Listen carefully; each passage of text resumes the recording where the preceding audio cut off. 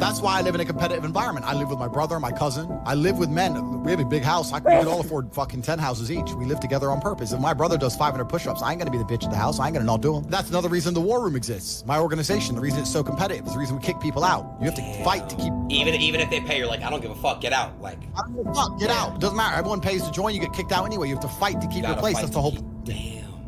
That's because that's how life was. If we were still in the animal kingdom, the lions that you see on TV, they weren't just born big lions. They had to fight other lions. They had to fight to get that antelope. They had to fight other animals, hyenas, jackals. They had to fight to be the boss. We're living in a comfortable world now where people think, oh, it doesn't matter, it doesn't matter. But you know what? To some degree, it does matter. It does matter, and I'll tell you who it matters to. It matters to your soul, and it matters to God. I stand in the mirror with a pure heart. I know I am the best version of me that could possibly ever exist. I know that God is proud of me. There's nothing that God hates more than sloth and laziness. If God were to create a man and that man were to sit around and do fuck all, God will frown upon you. It's why you're never lucky. If you're listening to this and you think I'm never lucky, I'll tell you why, because God dislikes you because you're fucking lazy. Start to work. Start to show God the beauty of his own creations. You'd be amazed how lucky you'll become. Wow. God is unhappy with these people. And inside their hearts, they're unhappy. We talk about depression, anxiety, all those things you mentioned earlier on this podcast. That comes from self-loathing. You loathe your own weakness. You loathe your own laziness. This is what all of these things are. I don't feel depression. How can I feel depression when I'm the most powerful version of me that I could ever fucking be?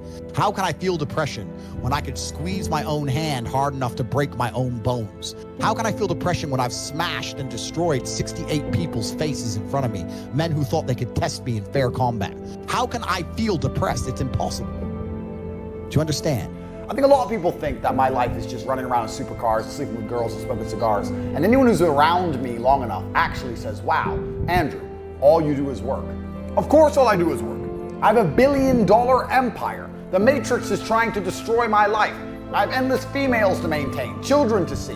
My entire life is work. I have to stay in prime physical condition, ready to destroy my enemies. My entire life is work.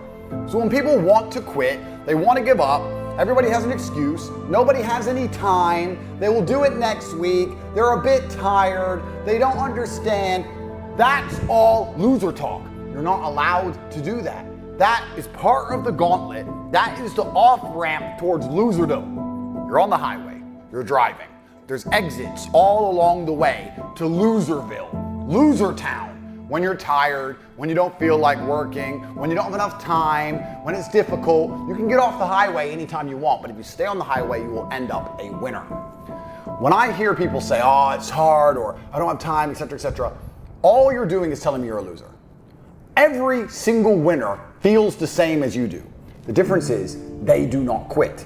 They do not give up. They do not make excuses. They stay on the highway. It's amazing what you can achieve if you never give up. My saying, unmatched perspicacity and sheer indefatigability. That point is important. Sheer indefatigability. The inability to become fatigued. If you never quit, if you never give up, if you never give in, you're gonna get exactly what you wanted. All you had to do is not be a fucking coward, and you still failed. Perhaps, if we want to extrapolate this out, perhaps God's trying to break all of us. Maybe life is a big competition of who breaks last. I would actually argue, and I said this before, that the number one indicator of a man's success is his ability to deal with stress. I don't think it's IQ. I don't think it's physical capability. I don't think it's anything. If you take a man who can deal with a bunch of stress, he's going to be more successful than a man who can deal with less stress. How much stress you can put up with has a direct correlation to the kind of life you're going to live. Most people who want my life don't have my life because they couldn't handle my life. Yeah. That's why. They go, I want to be like Tate, I want fast cars and private jets and all these girls and all these kids and all blah, blah, blah. But they couldn't handle it. They couldn't deal with the pressure of it, which is why they'll never get there, because even if they get anywhere near it, they'll have a mental breakdown. How big your life is and how successful you are in the physical realm is directly linked to how much stress you can deal with. And perhaps God's trying to break all of us and he's trying to find all of our limits. I think most people at home watching this probably have something going on in their mind right now or something going on in their lives that might break them. Yeah. To me, it would be nothing. To them, it's a big deal. So God's out here to break all of us, and I want to be the guy who breaks last. Well, maybe he's trying to make us stronger, give us tests to help us evolve, to help us grow, to help us know him more. Absolutely. So let's assume that's what God is doing. To a degree, he's trying to see where all of us would break. You have two responses to that. You can either be intimidated by the fact that God is out there trying to make your life difficult, or you can be excited by the idea of it and saying, this is my chance to prove myself to God. Right. Which is what I was saying earlier on at the very beginning of our podcast, why I've adopted the mindset where struggle is semi-exciting to me. Yeah. God is out here trying to ask me questions or put me through scenarios where I get to prove myself to him, and perhaps that's why all the bad things happen. Maybe that's why that girl left you. Maybe that's why he made you love her so much, so that she could break your heart and fuck your best friend on purpose, so that to see how close you could come to breaking. Maybe that's what it's all about. Maybe that's the fun of it.